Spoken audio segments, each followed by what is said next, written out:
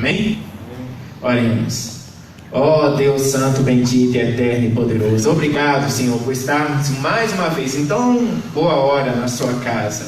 Obrigado porque o Senhor nos deu essa alegria e essa liberdade de, apesar de tudo que está acontecendo, o Senhor está aqui com as portas abertas, pronto a nos receber e a ser cultuado por nós, ó Deus.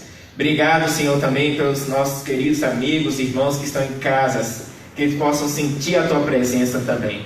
Que o Senhor possa estar nesses lares, Senhor. Ó Deus, obrigado por mais uma vez lermos a Tua palavra. Que o Senhor, através do Teu Santo e Bom Espírito, possa vir do céu e nos abençoar grandemente. Nos abençoar com o entendimento desse maravilhoso assunto e principalmente, Senhor, com o dom do Teu Santo Espírito. Porque é o que mais nós precisamos, é o que mais clamamos. A Tua igreja, Senhor, precisa do Teu Santo Espírito para cumprir a obra na terra. Que o Senhor possa assim nos agraciar, desde agora e para sempre, em nome de Jesus. Amém. Ok. Vamos ler aqui alguns versos. O verso 28 diz o seguinte: acontecerá depois que derramarei o meu espírito sobre toda a carne. Vossos filhos e vossas filhas profetizarão, vossos velhos sonharão e vossos jovens terão visões. Até sobre os servos e sobre as servas derramarei o meu espírito naqueles dias. Mostrarei prodígios no céu, na terra, sangue, fogo e coluna de fumaça. O sol se converterá em trevas e a lua em sangue, antes que venha o grande e terrível dia do Senhor. E acontecerá que todo aquele que invocar o nome do Senhor será salvo, porque no monte Sião e em Jerusalém estarão os que forem salvos, como o Senhor prometeu, e entre os sobreviventes aqueles que o Senhor chamar. Amém? Amém. Irmãos, esse assunto é um assunto muito interessante, porque é um assunto que trata de uma profecia que ainda estava a se cumprir. Nós estávamos estudando agora há pouco, na escola sabatina, as profecias. E essa é uma profecia grandiosa, porque sem ela não cumpriríamos a tão sonhada e bênção que é pregar o Evangelho para todo mundo. Todo mundo vai saber que Jesus esteve, quem é Jesus, que Jesus esteve aqui, que morreu por nós, mas principalmente saberão a relação entre Jesus e os seus mandamentos. No entanto, eu gostaria de começar falando sobre o Espírito Santo. Por que eu tenho que falar sobre o Espírito Santo? Para entendermos essa chuva, nós temos que ter em mente quem é o Espírito Santo. O Espírito Santo é um agente regenerador. Ele que nos convence do pecado. Essa é a sua obra. Todos estamos aqui porque o Espírito Santo nos trouxe, inclusive no dia de hoje. Todos estamos na igreja, todos estamos seguindo o caminho que Cristo nos designou seguir, porque o Espírito Santo nos convenceu. E como o Espírito Santo nos convence? Acontece um processo de salvação em nossas vidas. Toda vez que nós pecamos, o Espírito Santo vai até o nosso coração e nos convence do nosso pecado. Convencidos do nosso pecado, o Espírito Santo então nos leva a Jesus. Jesus que tem o perdão e nos dá o perdão de tal maneira que o Pai nos olha e não vê mais um pecador, mas vê o próprio Filho implantado em nós. O próprio caráter de Jesus Cristo em nós. E o nosso pecado passa para Jesus. Acontece uma troca. Porque o Espírito Santo vem tudo e inicia sua obra nos convencendo do pecado. Mas só que não é só uma vez que ele vem. Ele vem constantemente. Que é uma obra em progresso contínuo, até a volta de Jesus. Toda vez que você peca, o Espírito Santo vai ao seu coração. Você peca, o Espírito Santo vai ao seu coração para ele convencer. Você peca, o Espírito Santo vai ao seu coração. Essa é uma obra contínua. Tem muitas pessoas que pensam o seguinte: olha, se eu peco, o Espírito Santo vem, eu me arrependo, peço perdão, sou perdoado. Peco de novo, o Espírito Santo vem, eu me arrependo, sou perdoado. Peco de novo, o Espírito Santo vem, me arrependo, sou perdoado. É melhor parar de pedir perdão, porque eu vou pecar de novo. Isso não pode ser assim, por quê? Porque isso seria considerado pecado contra o Espírito Santo. Porque toda vez que o Espírito Santo vier, ele vem para te convencer do pecado. E a Bíblia é bem clara, 1 João 1,9: se confessarmos os nossos pecados, ele é fiel e justo para nos perdoar todos os pecados e nos purificar de toda injustiça. Porém, existe uma condição: se confessarmos. Porém, e se não confessarmos, ele pode nos perdoar? Sim ou não? Não pode nos perdoar. Porque para a gente ser perdoado, o Espírito Santo tem que vir nos convencer do pecado, em primeiro lugar. E segundo, nós temos que confessar o nosso pecado. Porque de outra maneira, não seremos perdoados. Um tempo atrás eu encontrei um jovem que dizia o seguinte: olha, eu não vou mais à igreja porque eu sou muito errado e tenho feito muitas coisas erradas. Sabe o que eu falei para ele? Aí sim que você deveria estar na igreja, porque lá é lugar de gente errada. Porque é lugar de pecadores. E Jesus Cristo mesmo disse: eu não vim chamar os sãos, eu vim chamar os doentes. Ele veio salvar pecadores. Então é a igreja que eu deveria estar. Uma outra pessoa, eu estava conversando um tempo atrás, falando o seguinte: eu não vou me batizar porque eu estou fazendo muita coisa errada. Desde quando eu fizer tudo certinho, aí eu vou me batizar. Vocês acham que isso vai dar certo? Não, porque quantos de nós fizeram tudo certinho para depois se batizar? Ninguém. Todo mundo foi a Cristo do jeito que estava, e Cristo que fez a obra, através do Espírito Santo. Então, essa obra do Espírito Santo em nós, ela não pode ser rejeitada. O Espírito Santo, ele trabalha conosco. Nós somos a ferramenta do Espírito Santo. Ele primeiro transforma nossa vida para depois transformar a vida de outras pessoas. Amém?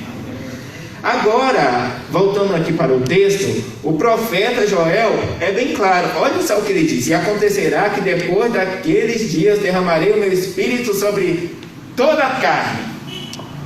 Essa palavra toda em hebraico quer dizer que não haverá exceção. Todos receberemos o Espírito Santo. Agora, todos que estão aqui na igreja somente? A Bíblia é bem clara: toda carne é toda carne. Então, eu quero contar uma coisa para vocês, talvez até deixe alguns assustados, mas os ímpios também receberão o Espírito Santo. Não é somente a igreja que receberá o Espírito Santo, os ímpios também receberão o Espírito Santo. Mas como assim os ímpios receberão o Espírito Santo? Porque o Espírito Santo, ele é derramado em plenitude sobre o seu povo. E é derramado em toda a terra em plenitude. A Bíblia mesmo fala que o anjo veio voando do céu e toda a terra se iluminou com sua glória. Então, Deus, ele não faz acepção entre um ímpio e um justo, porque ele ama todos. Ele derrama o seu Espírito a todos. No entanto, o Espírito Santo que será derramado na igreja terá um propósito diferente que tem nos ímpios. Assim como aconteceu no Pentecostes. O Espírito Santo foi derramado sobre todos. No entanto, teve propósitos diferentes. Sobre a igreja, qual é o propósito do Espírito? Ser derramado para a proclamação do Evangelho. Sobre os ímpios, qual é a função do Espírito? Ser derramado para arrependimento. Foi assim que aconteceu no dia do Pentecostes. Se lembram de Pedro? Pedro, cheio do Espírito Santo, fez um discurso. E o Espírito Santo agiu no coração daqueles ímpios que tinham até crucificado Jesus e se converteram. 3.000 pessoas num só dia. O Espírito Santo agindo de maneiras diferentes. Em Pedro para a proclamação e nas pessoas para o arrependimento. Porque o Espírito Santo já age assim. Eu tenho uma história que eu nunca contei em 6 anos. Isso já tem 6 anos que aconteceu, mas eu pretendo contar agora pela primeira vez. Já era para ter contado isso, é um testemunho da minha vida, algo extraordinário que aconteceu. E eu vou contar agora para vocês. Eu, há muito tempo atrás, inverti esse papel do Espírito Santo. Eu não compreendia muito bem. Eu achava que o meu papel era convencer do pecado e o do Espírito Santo era proclamar as verdades.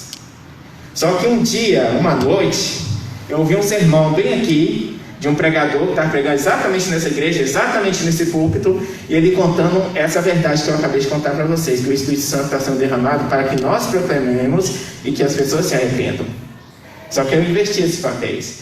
E isso me causou muitos problemas, porque na minha família tem o meu pai. E meu pai hoje ele é pastor de uma rede de igrejas chamada Comunidade da Aliança, Casa do Senhor. E eu tive muitos debates com ele a respeito sobre várias coisas da doutrina adventista, inclusive a doutrina do sábado, principalmente a doutrina do sábado. O meu tio, ele já aceitou essa doutrina, já tinha aceitado há muito tempo atrás. Porque, segundo ele, Deus revelou que era para guardar o sábado. Então, ele toda vez que dá o postor, está lá com a Bíblia dele, com o kippah, que é aquela questão que os judeus usam, para poder guardar o sábado. Só que meu pai não considerava isso uma coisa desnecessária, um simples modismo do meu tio. Então, uma certa noite que eu ouvi essa mensagem, eu me reuni mais uma vez na varanda da nossa casa, que eu morava com meu pai nessa época, para conversar com meu pai. Era mais ou menos umas 9h30 a 10 horas da noite. E eu estava na varanda sentado, e meu pai tinha acabado de chegar do culto, que ele é pastor, vai chegar, e eu falei, pai, eu quero conversar mais uma vez contigo. Qual o assunto? Sábado. Vamos conversar. Foi lá, guardou as coisas dele, trouxe a Bíblia dele, eu estava com a minha, e lá naquela varanda eu decidi fazer algo diferente. Olha, antes de conversarmos, a partir de agora vamos orar. Vamos orar a Deus e orar para que Deus revele a sua verdade. Aí oramos, eu orei, ele orou, e começamos. Aí eu falei, ó pai, me dá só um momento para eu falar tudo que eu tenho de argumento sobre isso, e você fala tudo que você tem.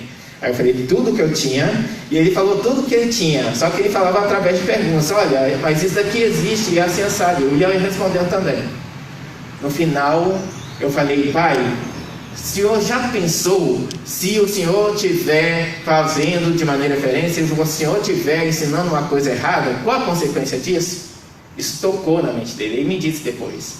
O que acontece é que ele decidiu fazer uma oração. E nessa oração, eu não tinha observado.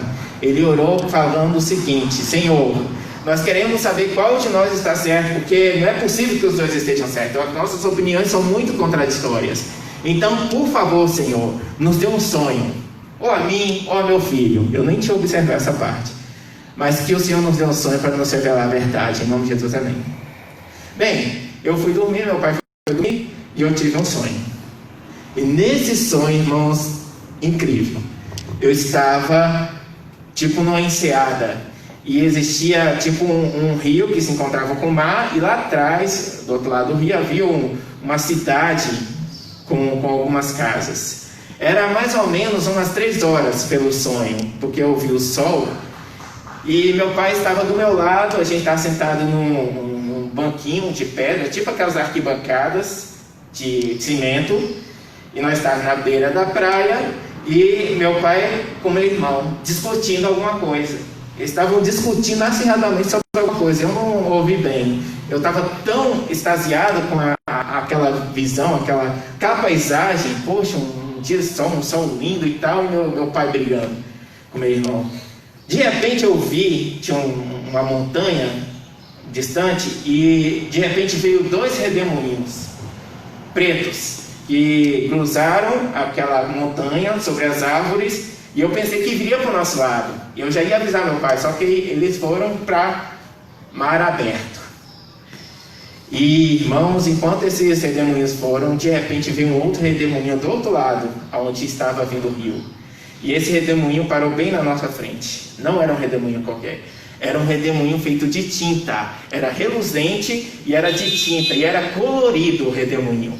E ele veio e parou bem na nossa frente. E eu, no sonho, me aproximei do redemoinho, porque eu achei aquilo mais fantástico do que tudo que eu estava vendo. Porque eu nunca tinha visto um redemoinho de tinta, de todo colorido, reluzente daquele jeito. E o melhor, à medida que eu me aproximava dele, eu percebia que ele não agitava as águas. Havia uma espécie de brisa suave, que era um redemoinho totalmente diferente, irmãos. Aí eu entendi no sonho que aquela era a presença de Deus.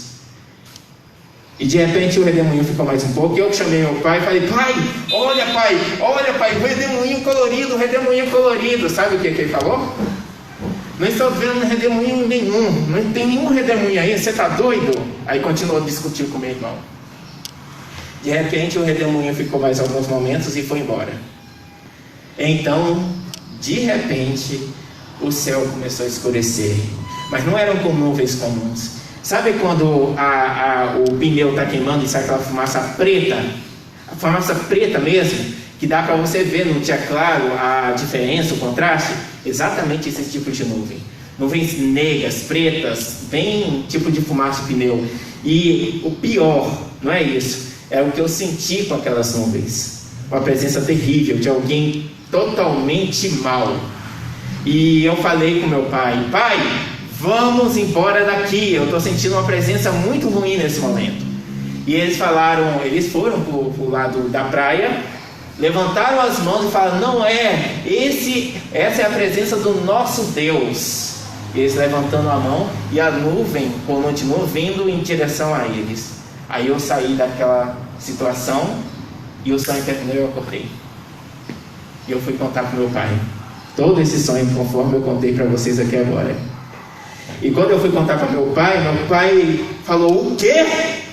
Não é possível, eu, plano de trevas, falando com ele como se fosse meu Deus? Falei: é exatamente isso, pai, esse foi o sonho.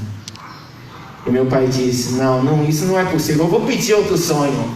Eu falei: Deus não vai te dar, porque você já teve o sonho que você pediu.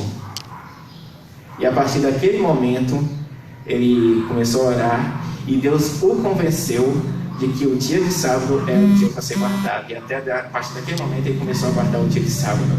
E até hoje ele guarda o dia de sábado. Inclusive ele mudou o nome da placa da igreja. Antigamente tinha outro nome, agora a Comunidade da Aliança, por conta da aliança dos 10 mandamentos. E baseado, ele colocou lá na placa, você pode ver ali na Avenida dos Passos, tem uma placa enorme no final, e ali tem um versículo dizendo de Jeremias: porém no seu íntimo a minha lei. É a partir desse versículo que agora se baseia. Por que eu contei essa história para vocês, irmãos? Porque o Espírito Santo, ele age em nós para a proclamação das verdades e age nas pessoas para o arrependimento, para que elas conheçam a verdade e aceitem a verdade que estamos pregando.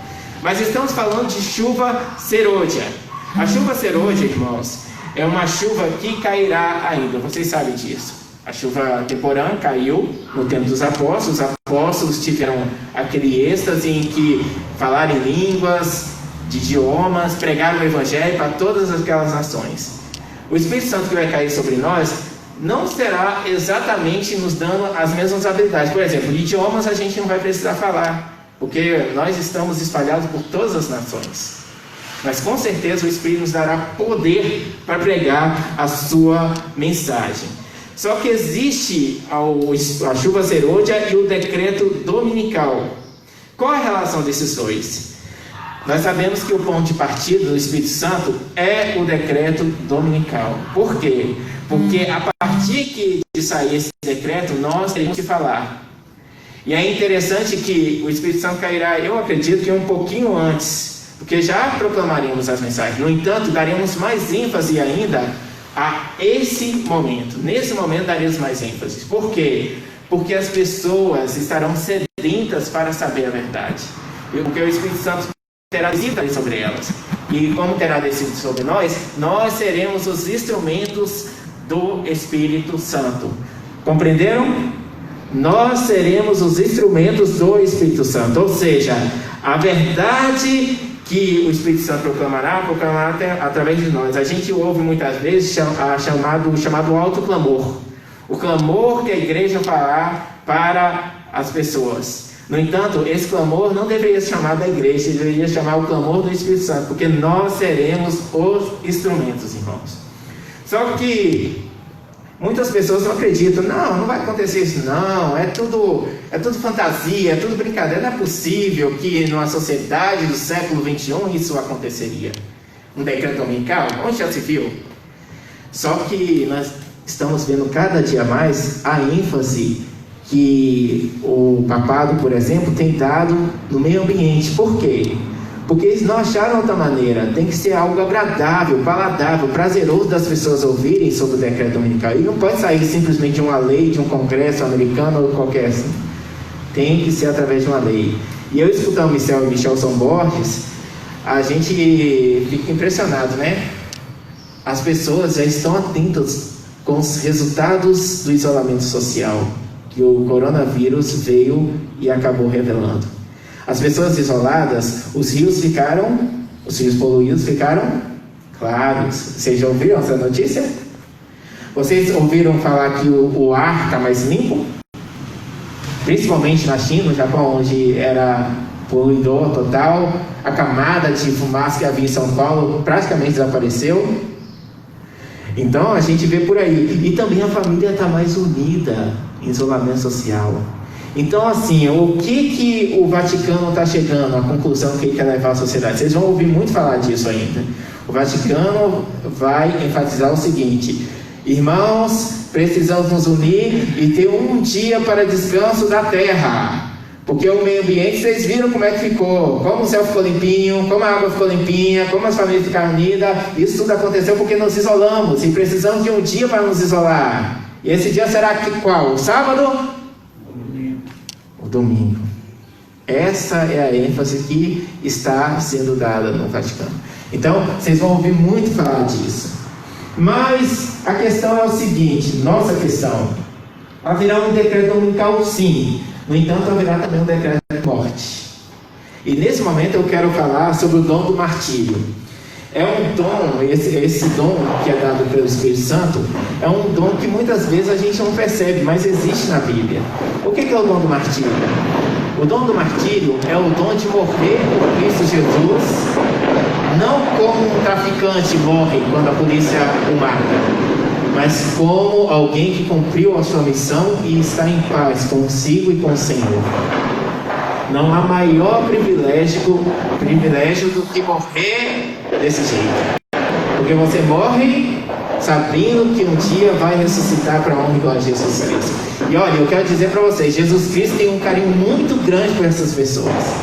E eu quero contar uma coisa que talvez vai assustar. Algumas pessoas provavelmente morrerão nesse percurso entre o decreto dominical e o decreto da morte. Essas pessoas, o Espírito Santo sabe quem é. Ele escolheu essas pessoas. E essas pessoas farão parte de um grande grupo que há no céu, que vai haver no céu. O grupo dos mártires. Ellen White, ela destaca esse grupo quando ela conta a ilustração de que Jesus estava levando ela para conhecer o céu, e ela de repente viu um grupo com vestes brancas e com as pontas das vestes tingidas de vermelho. E ela perguntou para Jesus: Jesus, quem são esse grupo?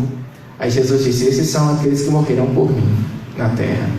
Irmãos, só no ano passado foram 4.000 e poucos cristãos mortos por Cristo. Só no ano passado. Então, nós vemos aí que Cristo tem esse dom. E esse dom será dado nesse tempo. Agora eu quero falar uma outra coisa para vocês. Eu gostaria que vocês abrissem Atos. Atos, capítulo 2. Essa parte aqui é muito interessante.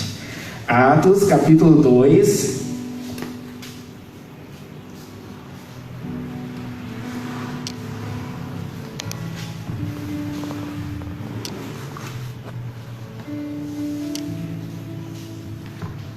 Atos, capítulo 2, verso 42 ao verso 47. Olha só o que diz. Como viviam os convertidos depois que o Espírito Santo desceu.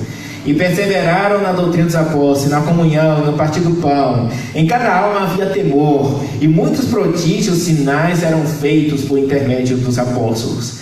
Todos que creram estavam juntos e tinham tudo em comum. Vendiam suas propriedades e bens, distribuíam o produto entre todos, à medida que alguém tinha necessidade. Diariamente perseveravam unânimes no templo, partiam o pão de casa em casa, tomavam suas refeições com alegria e singeleza de coração, louvando a Deus e contando com a simpatia de todo o povo. Enquanto isso, acrescentava-lhes o Senhor dia a dia os que iam sendo salvos. Irmãos, essa parte aqui que está escrita na Bíblia vai se cumprir quando o Espírito Santo descer.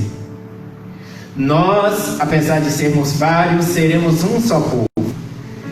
Nós chegaremos a essa situação aqui. Hoje talvez não seja assim, mas nesse momento será assim. Irmãos, haverá total direcionamento do Espírito Santo, de tal maneira que eu quero dizer para vocês: não faremos a nossa vontade, faremos somente aquilo que o Espírito Santo disser, porque seremos os seus instrumentos. E quando o Espírito disser prega, nós pregaremos. E quando o Espírito Santo disser não vá aqui, nós não iremos. Quando o Espírito disser cure, nós curaremos. Amém? Sabe por quê? Porque estaremos sob o total domínio do Espírito Santo. E o que ele disser vai ser lei. O que ele disser vai ser lei. É desse jeito que nós vamos viver. Desse jeito que os apóstolos viveram. Só que acontecerá um momento em que teremos que sair das grandes cidades e irmos para as pequenas. Esse momento é o momento do decreto dominical sair. O povo vai começar a se retirar. Só que não todos. Haverá aquelas pessoas que o Espírito Santo vai deixar nas cidades para ainda proclamar suas mensagens e com a morte poderão pagar por esse preço por estarem lá. Eles saberão. No entanto, aqueles que saírem das grandes cidades para as pequenas, terão propriedade nessas grandes cidades. O que eles farão então? O Espírito Santo vai orientá-los a vender essas propriedades para poder comprar propriedades nas cidades pequenas. Para quê? Para minha família? Não. Tudo será direcionado pelo Espírito Santo. E tudo será de uso comum, de tal maneira que servirá para o benefício dos santos. Então, por exemplo, há muito tempo atrás, a gente teve em Santa Catarina. Em Santa Catarina teve alguém que lançou um decreto dominical falso lá, uma notícia terrível. Sabe o que aconteceu? Cada irmão pegou seu carro e já ia saindo, correndo. Não será assim com o Espírito Santo, porque o Espírito Santo nos conduzirá para que todos sejamos de uma só forma. E olha, o que acontecerá é que, por exemplo, eu tenho uma grande propriedade aqui na cidade. Estou aqui direcionado pelo Espírito Santo. O Espírito Santo vai chegar para mim e vai falar: Vitor, venda a sua propriedade. Ele vai me conduzir até a pessoa que compre por um preço justo. Aí eu vou lá e vou vender a minha propriedade, e o Espírito Santo vai me conduzir: agora vá até em determinado local perto das montanhas. Você vai comprar uma fazenda, um sítio lá, grande. Aí o Espírito Santo vai me conduzir e eu vou comprar esse sítio. Agora construa casas, construa vários alojamentos para que meu povo possa estar aí. É assim que será. Ninguém vai pensar: é meu, olha, eu tenho que ficar com o que é meu. Não será assim. O Espírito Santo nos conduzirá de tal maneira que cada um vai ter consciência de que o outro é mais importante do que a si mesmo. Amém? Porque é esse tipo de amor que Jesus Cristo teve por nós. Consideramos muito mais importante até do que Ele mesmo, porque Ele morreu na cruz por nós, se entregou por nós. Então é esse amor que predominará os corações quando o Espírito Santo vier. Assim também quando nós tivermos que fugir para as montanhas. Você acha que cada um por si, Deus por todos, e todo mundo vai sair correndo? Não. O Espírito Santo vai falar: olha, eles acharão vocês, fujam para as montanhas, todos juntos, assim, assado. O Espírito Santo vai estar de maneira tremenda, tão poderosa, direcionando o seu povo, que em nenhum momento a gente vai fazer a nossa vontade. Olha,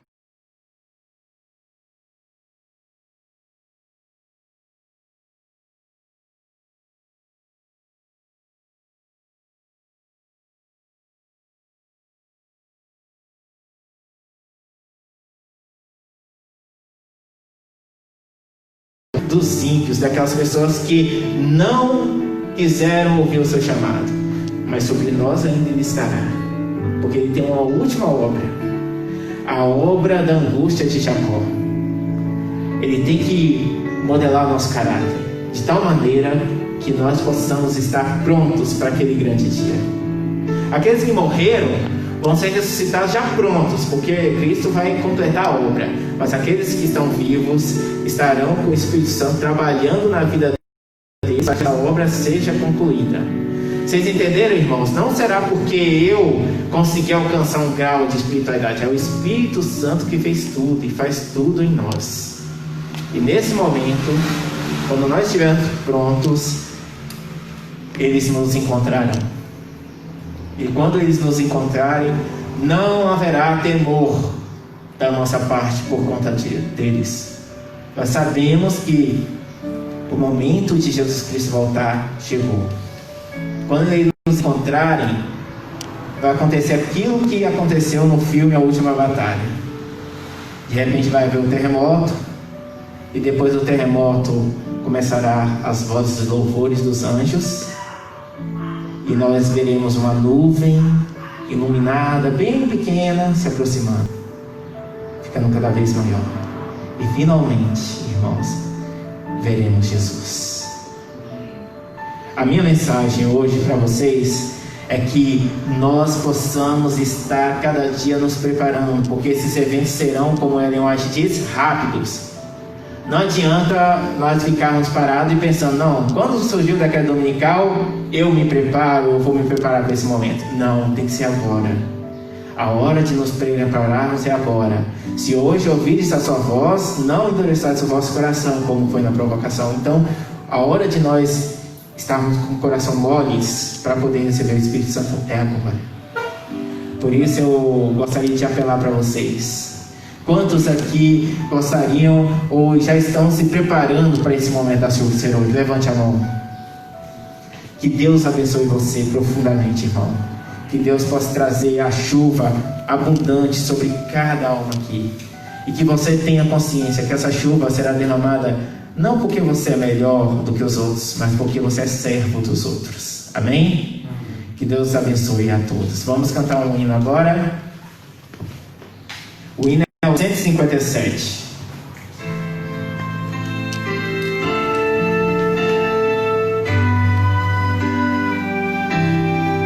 Todos de pé, por favor.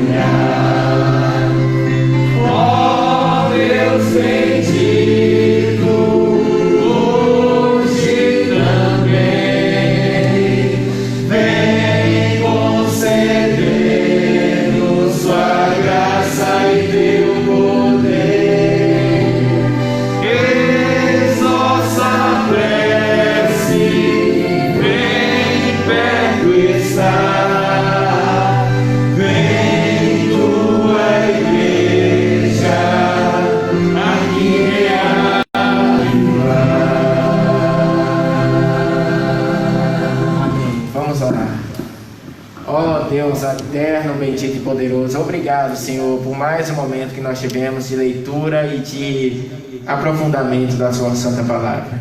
Ó Deus, que o Senhor continue nos conduzindo a crescer mais e a sempre estarmos sedentos do teu Santo Espírito, Senhor, porque afinal, sem ele é impossível completar essa obra tão grande que temos à frente, Senhor. nos ajude, nos capacite com Teu Santo Espírito, Senhor.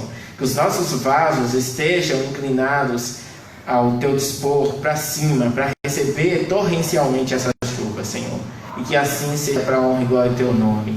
Que essa terra se ilumine com o poder da Tua glória e do Teu conhecimento, em nome de Jesus. Amém.